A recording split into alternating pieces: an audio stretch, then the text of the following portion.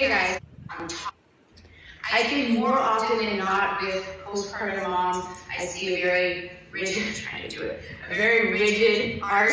Obviously not the gripping the toes under, although that can happen. That even hurt my friend. But you see a very rigid arch, which is definitely kind of my side. Or you have like a rigid arch, but then you also kind of dump this heel bone in a little bit, and that's where sometimes people are like, oh, you have flat feet. But sometimes if you lay yourself down and you look at your feet, even though you have flat feet, you'll actually see higher arches and feet that kind of splay out a little bit. So it just kind of depends. But being able to kind of load through that foot, get that tibia to kind of guide and go with the movement is something that we practice together. We also first have to start with even connecting with and getting this heel bone moving. So you just start there and integrate a little bit of the tibia movement and just generally feeling yourself kind of lowered into the ground.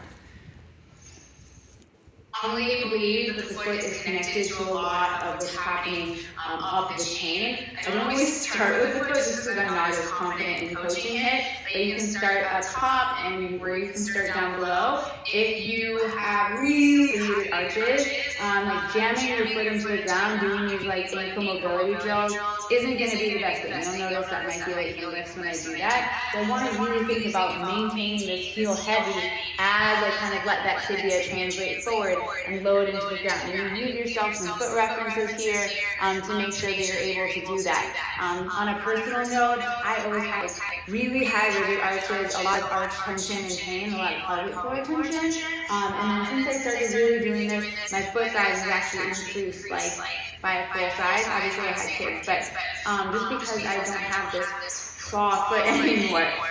So this footwork can have an impact in many ways. There's no one movement that opens the entire